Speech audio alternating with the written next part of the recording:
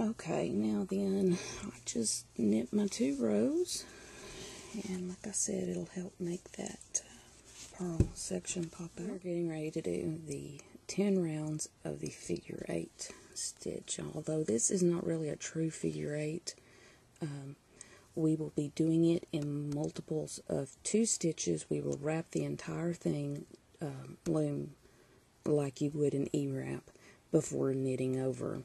And when it's done, it kind of looks, this was my first attempt whenever I got everything all wonkied. Anyway, it's kind of like doing an I-cord with 2 pegs, and then it looks like you've got drop stitches between them. But it's all done with just wrapping, and I really love the way this looks. And by doing it on an even number of pegs, where every figure 8 is stacked up on top of each other like the I-cord, you get these cool looking columns. You can see this was my first attempt. I messed up on this one right here. I'm not quite sure what I did. But it's really neat. If you have an odd number of pegs, and then they'll get offset, and you'll have little, kind of like a honeycomb effect. So, in order to wrap this, maybe if I show it from the top, you will skip the first peg, and then you'll go around the second peg, back to the back, through between them, around back of the first peg, and a nice figure 8. And then you will skip number 2 and number 3 and go to number 4. Same thing. You go around the back of the peg, to the front of the peg, through the middle, back around peg number 3, and through the middle. So you'll see you've got it, first 2 are together. You've got this ladder connecting 2 and 3, and then 3 and 4 is a figure 8. Then we'll go on to 5 and 6. So we skip peg 5, peg 6, round the back, through the middle, round the back of peg 5, through the middle. And then we skip peg 6, skip peg 7, go to peg 8. Round the back, through the middle, round the back of peg 7, back there. Now then, I will continue wrapping in that manner so that you're just wrapping a figure 8 on each group of 2 pegs, and then I will show you how to finish that off at the other side. Okay, so now I'm down to the last 2 pegs. So I just wrapped these 2. Now then, I will skip that one again because we're between the middle of these 2. And then skip that one, go around and around in a figure 8. So now then, I've got all of them wrapped. You can go ahead and knit these 2 off to hold as an anchor, those last 2. And then this will still be between the next to the last and the last peg.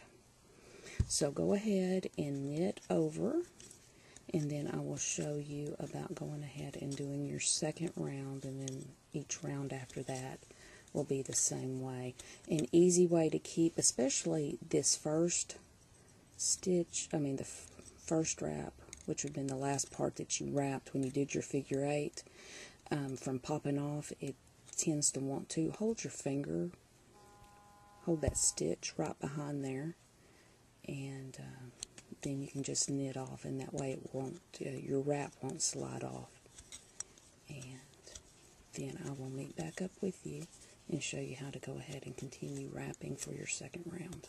Okay, I just finished knitting off that first round of the modified figure 8 stitch. So you still have your working yarn is between the next to the last and the last peg, but you will continue wrapping in the same manner. So that you'll skip that one, your last peg, you'll skip your first peg to your second peg, and then you can just keep on wrapping in the same way. So after you get that first one, that first set, then you skip 2 and 3, or you wrap 4, and then 3, skip 5, wrap 6, and then 5, and then you skip 6 and 7, wrap 8, and then 7, and then continue in that way. And at each figure 8 wrap, like I said, will end up on top of the previous figure 8 wrap. And so just continue wrapping. You will do 10 rows of that, and then I will meet back up with you. Okay, I just finished my 10 rounds of the modified figure 8 stitch. Of course, your working strand is between the last and the next to the last peg. But you will still just skip over that. Our next 2 rounds are just an E-wrap knit again. So 2 rounds of it. So just skip this peg right here, because you'll still need that to finish off that ladder that runs along the back. And then you will just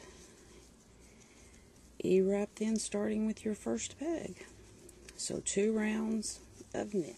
Okay, I just finished my second round of knit, and now we do 5 rounds of purl. So just carry on for 5 more rounds of purl, and I will meet back. Now then, I have finished the 5 rows of purl. You can see here, that's the inside of the hat, there's the outside.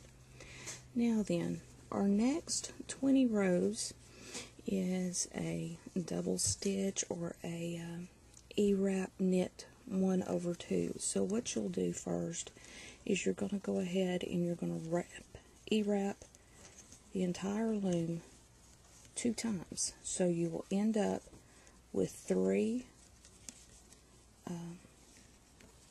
loops on each peg. So let's go ahead and get the 2 rounds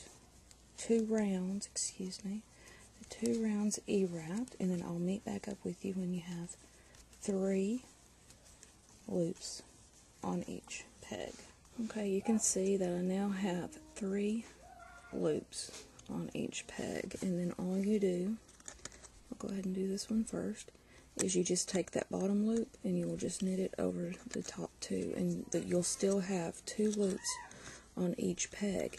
And then for each subsequent row on this next 20 rounds, the only thing you will have to do, sorry I got that high, the only thing you will have to do is E-wrap the loom once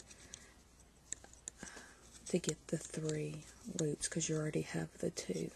And then I will actually, you're only doing this for 19 rounds. I'm so sorry about that. 19 rounds, because that last round of the 20 is when you'll be going back to 2. So I will meet back up with you after round 59.